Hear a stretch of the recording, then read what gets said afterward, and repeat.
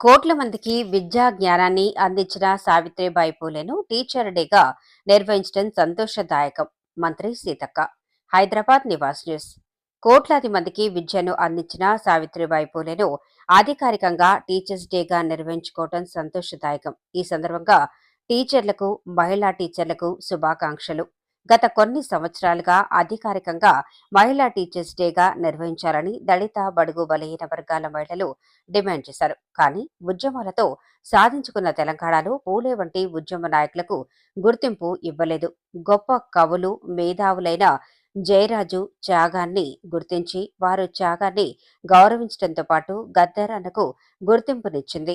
రేవంత్ రెడ్డి ప్రభుత్వం సావిత్రిబాయి పూలే జీవితం స్ఫూర్తిదాయకంగా ఉండాలని, భవిష్యత్ తరాలకు వారి చరిత్ర, కష్టం, త్యాగం, మహిళలు ఎదగడానికి, సావిత్రిబాయి తల్లిని స్మరించుకోవటానికి మేము కోరగానే జీవో ఇచ్చిన సీఎంకు ప్రత్యేక ధన్యవాదాలు.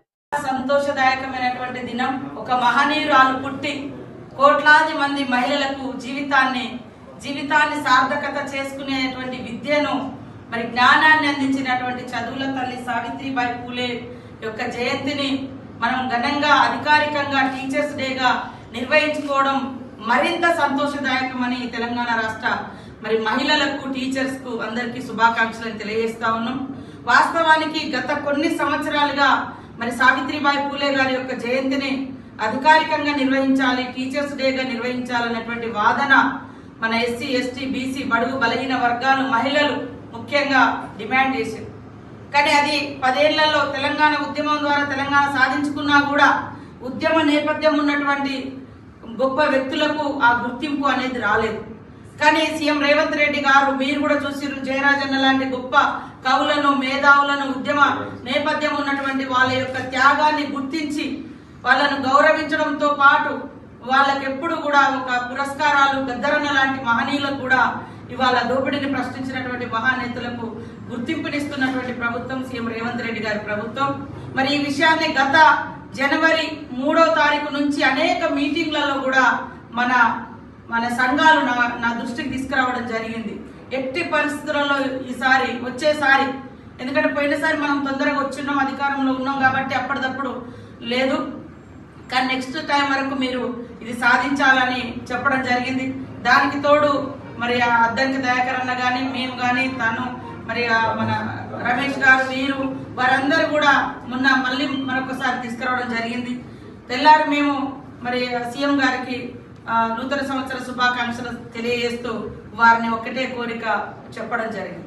ఇది మహిళలకు మరింత బూస్టింగ్ ఇచ్చి, అంటే ₹1 కోటి ఇవ్వటానికి వెనుకాడను, కానీ పుస్తకం ఇవ్వటానికి ఆలోచిస్తాను. ఆంధ్రప్రదేశ్ నివాస్ న్యూస్.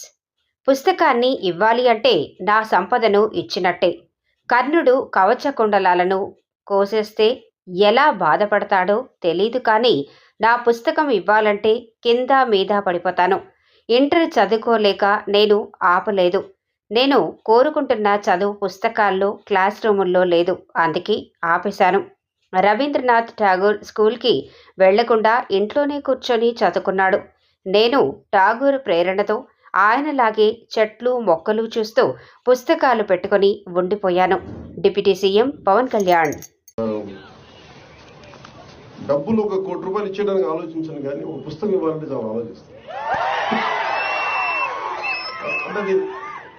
అంటే పుస్తకాన్ని ఇవ్వాలి అంటే నిజంగా నా సంపదను ఇచ్చేసి, అంటే నా కర్ణుడి కవచకుండలాలు ఎలా కోసేస్తే బాధపడతారో నాకు తెలియదు, కానీ నా పుస్తకం ఇవ్వాలంటే మటుకు చాలా కింద మీద పడిపోతాను. ఇవ్వాలవుతుంది. అందుకని ఏంటంటే కొంతమంది అడిగినప్పుడు, ఈవెన్ నా పిల్లలు అడిగినప్పుడు కూడా వాళ్ళకి కావాలని ఇంకో కాపీ కొనిచ్చిస్తాను తప్ప నా పుస్తకాలు ఇవ్వడానికి ఇబ్బంది పడతాను. అంత మమకారం నా పుస్తకాలు.